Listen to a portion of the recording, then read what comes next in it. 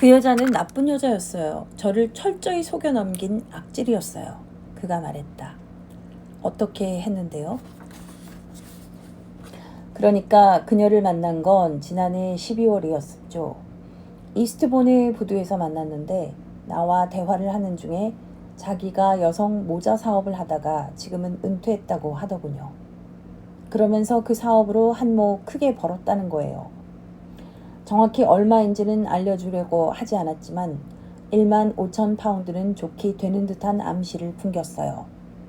그래서 결혼을 했더니 글쎄 그 여자한테 300파운드밖에 없는 게 아니겠어요?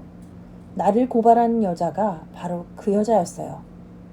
하지만 분명히 말씀드리는데 저는 그 여자를 결코 탓하지 않았어요. 남자들은 자기가 속았다는 사실을 알게 되면 노발대발하는 게 다반사지요. 하지만 저는 제가 실망했다는 내색조차 하지 않았어요. 그리고 한마디 말도 없이 떠났지요. 하지만 그 300파운드는 두고 가지 않았다고 생각되는데요. 에이 선생님, 이치에 맞게 생각하셔야죠. 그는 약간 감정이 상했다는 어조로 대꾸했다. 300파운드가 계속 남아있을 거라고 생각하시면 안 되죠. 그 여자가 사실대로 털어놓기 전 몇 달 동안 그 여자와의 결혼 생활은 무슨 돈으로 했겠습니까? 저기 이런 걸 물어봐서 미안한데 그리고 부디 제가 당신의 외모나 매력을 얕봐서 하는 질문이라고 생각하지 않았으면 해요. 제가 궁금한 건 그 여자들이 왜 당신과 결혼했을까 하는 겁니다. 그야 제가 청혼을 했으니까요. 그는 뭐 그런 당연한 것을 물어보냐는 듯 눈을 휘둥그렇게 뜨고 대답했다. 그럼 한 번도 거절당한 적이 없었나요? 아주 드물었지요. 내 평생 동안 4-4번밖에 안 됩니다. 물론 제 입지가 확실해지기 전까지는 청혼을 하지 않았고 가끔씩 아무 대답을 듣지 못한 적도 있었지요. 제 말뜻을 잘 아시겠지만 매번 딱딱 맞아떨어질 거라고 기대할 수는 없지요. 그리고 여자에게 작업을 거느라 몇 줄을 허비하고 나서 헛수고였다는 것을 알게 되는 경우도 종종 있었답니다. 나는 잠시 골똘히 생각해 보았다. 그리고 이내 표정이 풍부한 그 남자의 얼굴에 웃음이 가득 번지는 것을 알아챘다. 선생님이 무슨 생각하시는지 알겠어요. 제 외모 때문에 어리둥절하신 거죠?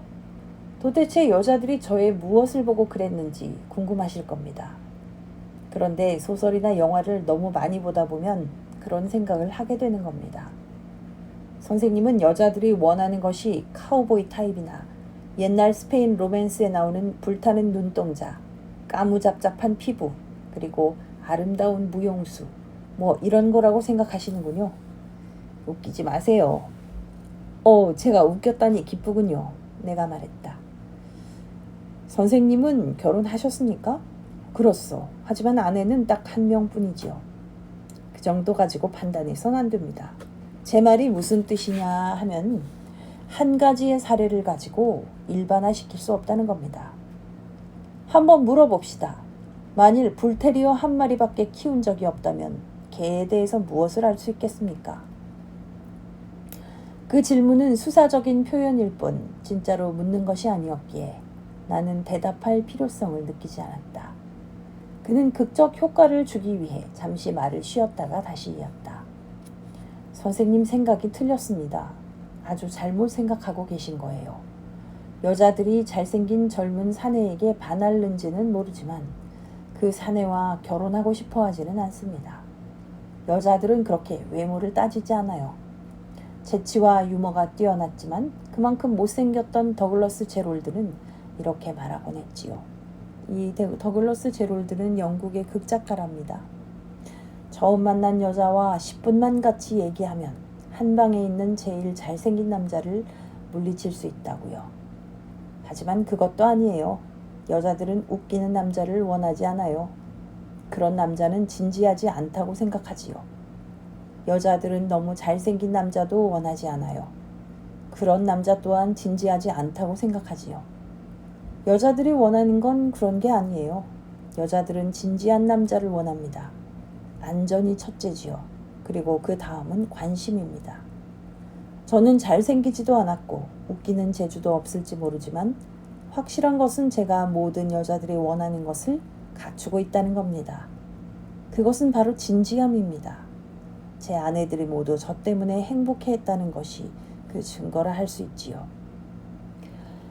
그들 가운데 3명이 법원에다 당신에 대한 선처를 호소했고 그 가운데 1명은 당신이 돌아오면 기꺼이 받아들이려고 한 것은 당신의 면목을 세우는데 큰 역할을 한 게 분명하군요. 하지만 그 때문에 제가 감옥에 있는 내내 얼마나 걱정했는지 모르실 겁니다.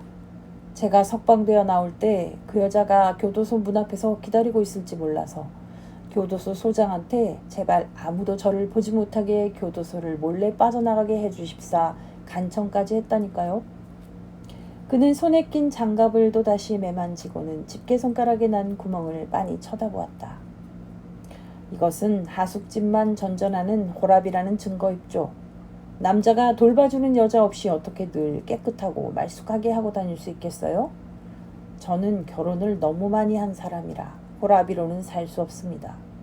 결혼하기 싫어하는 남자들이 있는 모양입니다만 저는 그 사람들을 이해 못해요. 사실은 말이죠. 뭐든 관심을 가지지 않으면 잘 해낼 수 없는 법이지요. 저는 결혼 생활이 좋아요. 여자들이 좋아하는 사소한 일들, 어떤 남자들은 귀찮다고 하지 않는 일들을 해주는 게 저로서는 전혀 힘들지 않아요. 제가 방금 전에 말씀드린 대로 여자들이 원하는 건 관심이죠. 저는 아내에게 키스를 해주지 않고 집 밖을 나서는 법이 없었고 외출했다가 돌아오면서도 반드시 키스를 해주었지요. 그리고 아내에게 줄 초콜릿이나 꽃 몇 송이 사들고 집에 들어오지 않은 날이 거의 없었어요. 그런 곳에 쓰는 돈은 전혀 아까워하지 않았어요. 하지만 당신이 쓴 돈은 모두 아내의 돈이지 않소? 내가 말참견을 했다. 그게 뭐 어때서요? 중요한 것은 선물을 사는데 쓴 돈이 아니라 선물을 사는 정성이랍니다. 여자들이 중요하게 생각하는 건 바로 그거거든요. 뭐 제가 잘난 척하는 사람은 아니지만 저는 제가 좋은 남편이었다고 자부합니다. 나는 아직도 내 손에 들려있는 재판에 대한 기사들을 눈에 들어오는 대로 대충 읽었다. 제가 놀란 것은 말입니다. 이 여자들이 모두 어느 정도 나이가 들고 조용하고 품이 있는 꽤 지체가 높은 사람들이었다는 겁니다. 그런데도 알고 지낸 지 얼마 되지 않아 아무것도 묻지 않고 저와 덜컥 결혼을 했던 겁니다. 그는 갑자기 내 손을 덥석 잡으며 말을 이었다. 아, 선생님께서 이해하지 못하는 부분이 바로 이 부분이지요. 여자들은 결혼에 대한 강한 욕망을 가지고 있습니다. 여자들은 늙든 젊든 키가 크든 작든 피부색이 검든 희든 상관없이 공통점이 하나 있는데 그것은 바로 결혼하기를 원한다는 거죠. 그리고 중요한 것은 저는 결혼식을 모두 교회당에서 올렸다는 겁니다. 여자들은 교회당에서 결혼하지 않으면 완전히 안심하지 못한답니다. 선생님께서 제가 잘생기지 않았다고 하셨죠? 예, 저도 제가 잘생겼다고 생각해 본 적 없습니다. 하지만 제가 다리가 하나밖에 없고 곱사등이라고 해도 저와 결혼하고 싶어 달려드는 여자들을 얼마든지 찾을 수 있었을 겁니다. 그들은 결혼에 대한 강박관념을 가지고 있어요. 일종의 병이지요. 보통 깊은 관계로 접어들기 전에 밑작업을 하느라 몇 번 만나게 되는데 사실상 딱 2번째 만났을 때 저한테 넘어오지 않는 여자들은 거의 없었어요. 제가 11번 결혼했다는 사실이 알려지자 난리 법석을 떨더군요. 11번이요? 하, 그건 아무것도 아니에요. 한 다스도 다 채우지 않는걸요? 제가 원했다면 30번도 결혼할 수 있었을 거예요. 진짜 탁 까놓고 얘기해서 그 많은 기회들을 생각해보면 저의 온건주의 태도에 제 스스로가 깜짝 놀랄 지경이라니까요. 아, 그 문구를 아시는군요. 아까 역사물 읽는 것을 좋아한다고 하시더니만. 예, 워렌 헤이스팅스가 그렇게 말했죠. 저는 그 구절을 읽고 큰 감명을 받았었죠. 마치 제 손에 딱 맞는 장갑을 낀 것 같았다니까요. 여기서 이제 워렌 헤이스팅스는 영국의 정치인으로 1732년생으로 1818년까지 사셨습니다. 영국의 인도 식민지 행정관으로 1750년 이래 20여 년을 인도 통치에 종사했습니다. 그러면 그렇게 끊임없이 구혼하는 일이 조금도 지루하게 느껴지지 않았단 말입니까? 선생님, 저는 나름대로 논리적인 사고력을 가졌다고 생각합니다. 그리고 번번이 똑같은 원인이 똑같은 결과로 이어지는 상황을 본다는 것이 저에게는 더할 나위 없이 큰 즐거움이었죠. 이게 무슨 말이냐 하면 말입니다. 예를 들면 저는 결혼을 해본 적 없는 여자에게는 항상 호랍이 행세를 했습니다. 노처녀들은 호랍이들이 여자에 대해서나 세상 물정에 대해 잘 알기 때문에 편하다고 느끼기 때문이죠. 하지만 과부를 대할 때는 항상 총각이라고 했습니다. 왜냐? 과부들은 결혼한 적 있는 남자는 너무 많은 것을 안다고 꺼리거든요. 나는 오려낸 신문기사들을 그에게 돌려주었다. 그는 그것들을 차곡차곡 잘 접어서 손때 묻은 지갑 속에 돌어넣었다. 저는 항상 사람들이 저를 잘못 판단하고 있다고 생각합니다. 그들이 저한테 뭐라고 했나 한번 보세요. 사회의 해충이니 파렴치한 악당이니 비열한 불안당이라고 하지 않습니까? 하지만 저를 좀 보세요. 제가 그런 인간 같아 보입니까? 선생님은 사람 됨됨이를 잘 파악하는 작가시고 또 제가 지금까지 제 얘기를 모두 해드렸으니까 저에 대해 잘 아시리라 믿습니다. 선생님은 제가 나쁜 놈이라고 생각하세요? 당신에 관한 나의 지식이라는 것이 아직 미미한 수준이라 뭐라 할 말이 없군요. 나는 내 나름대로 상당히 재치 있다고 생각되는 대답을 했다. 도대체가 말이죠. 저는 그 판사든 배심원이든 일반 대중들이든 한 번이라도 제 입장이 돼서 생각해 본 적이 있는지가 궁금해요. 제가 법정으로 끌려갈 때 군중들은 제게 야유를 보냈고 결국 경찰들이 군중이 제게 폭력을 가하지 못하도록 막아야 했답니다. 제가 그 여자들을 위해 해준 것에 대해서 단 한 명이라도 생각해 본 적이 있느냐? 이 말입니다. 당신은 그 여자들의 돈을 취하지 않았어? 물론 여자들 돈을 가져갔지요. 저도 남들처럼 먹고 살아야 하니까요. 하지만 저는 그 돈을 날로 먹지 않았어요. 돈을 갖는 대신에 제가 여자들에게 준 것이 무엇인지 아십니까?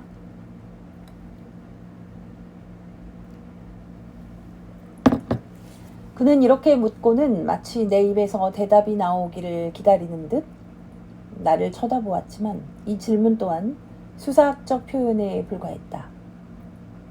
사실 나는 뭐라 대답할 말이 없었다. 그는 목소리를 높이면서 강한 어조로 말했다. 그래서 그가 진심으로 얘기한다는 것을 알 수 있었다. 제가 여자들의 돈을 가져간 대신 그들에게 무엇을 주었는지 말씀드리죠. 그건 로맨스였어요. 이곳을 한번 보세요.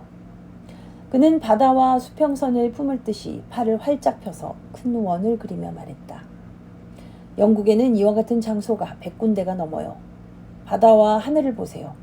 저 숙박업소와 부두와 바닷가 산책로를 보세요. 저 풍경을 보면 기분이 가라앉고 울적해지지 않습니까? 쇠락할 대로 쇠락해서 생기라고는 찾아볼 수가 없어요. 선생님처럼 요양차 한두 주 내려와 계시는 건 아주 좋은 일이지요. 하지만 연말에 와서 해를 넘겨가며 여기에 머무는 저 여인들을 한번 생각해 보세요. 저 여인들에게는 인생의 황금기가 없었어요. 아는 사람도 거의 없지요. 그냥 충분히 먹고 살만한 돈, 그것밖에 없어요. 선생님께서 저 여인들의 삶이 얼마나 비참한지 알고 계신지 모르겠네요. 저들의 삶은 저 산책로와 같아요. 이 해수욕장에서 저 해수욕장으로 길게 이어져 있는 시멘트 포장길 말입니다. 성수기 때조차 그 여인들에게는 별 볼 일이 없어요. 제외된 인생, 죽은 것과 매한 가지죠. 바로 그때 제가 나타나는 겁니다. 미리 밝혀두는데 저는 35 이상 되어 보이지 않는 여인에게는 절대 접근하지 않습니다. 그리고 저는 그 여자들에게 사랑을 주었습니다. 그들 상당수가 남자가 등 뒤에서 뒷단추를 채워주는 것이 어떤 것인지를 전혀 모른 채 살았고 또한 으슥한 벤치에서 허리를 감싸는 남자의 손길을 느끼며 남자와 나란히 앉아있는 것이 어떤 것인지를 모르는 여자들도 상당수였어요. 나는 그들에게 변화를 가져다 주었고 그들의 가슴을 들뜨게 만들었어요. 그들에게 새로운 자신감을 불어넣어 주었어요. 그들은 먼지 쌓인 선반 위에 얹혀있는 물건처럼 아무도 원치 않았던 존재였는데 내가 살며시 다가가서 조심스레 그들을 선반에서 내려준 겁니다.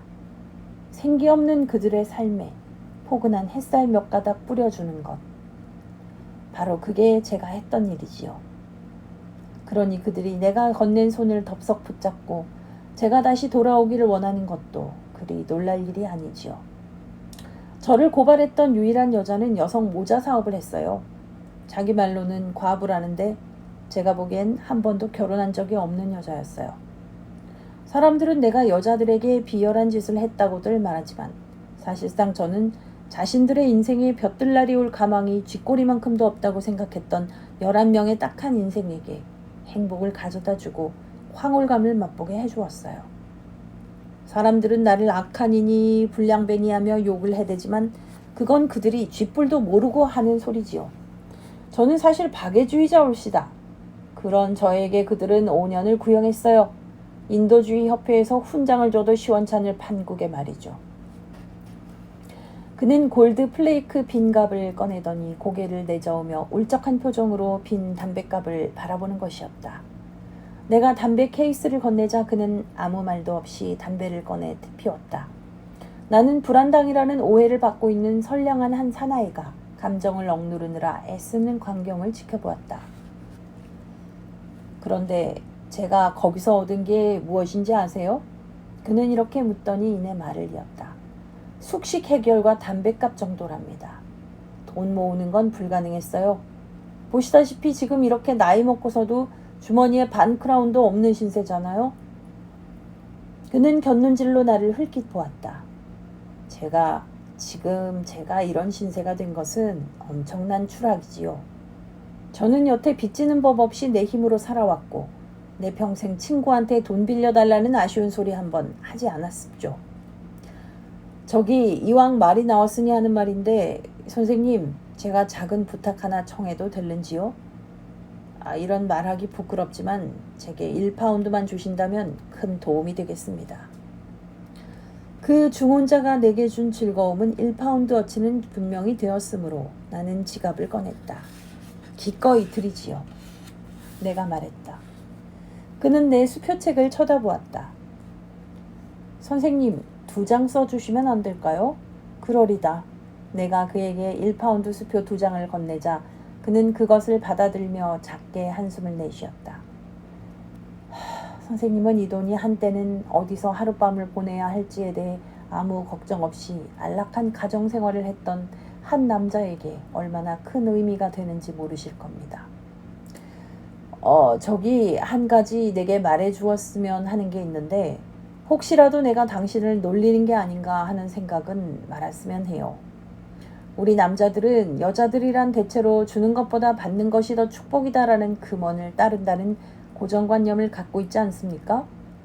그런데 그렇게 훌륭하고 알뜰하기까지 한 여인들을 대체 어떻게 당신을 철석같이 믿고 자신들의 재산을 모두 맡기도록 설득했소? 그의 평범한 얼굴에 재미있다는 미소가 번졌다. 저기 선생님은 분수를 넘는 지나친 야심은 파멸을 불러온다는 셰익스피어의 얘기를 잘 아시지요? 그게 제 설명입니다. 지금 아무 여자에게 가서 당신 재산을 내게 맡기면 6달 안에 배로 불려주겠다고 한번 해보세요. 그러면 그 여자는 당장이라도 돈을 선생님께 내줄 겁니다. 탐욕, 바로 그게 대답이죠. 단지 탐욕 때문이에요. 그 재미있는 불량배와 헤어진 다음 사회적 지위와 체면, 그리고 라벤더색 가방과 빳빳한 패티코트를 갖춘 세인트 클레어 씨 부부와 포체스터 양을 만나는 것은 마치 매운 소스를 먹고 난 뒤에 아이스크림을 먹는 것처럼 매우 짜릿하고 흥분되는 일이었다.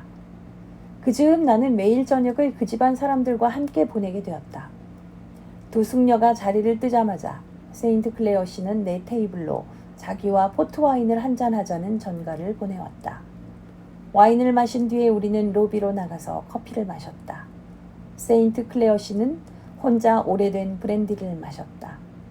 그 집안 사람들과 보내는 시간은 참으로 섬세하고 세련된 지루함으로 점철되어 있어 기묘한 매력마저 느껴질 정도였다. 그들은 호텔 여지배인으로부터 내가 희곡을 썼다는 얘기를 들은 모양이었다. 여기까지 읽겠습니다. 감사합니다.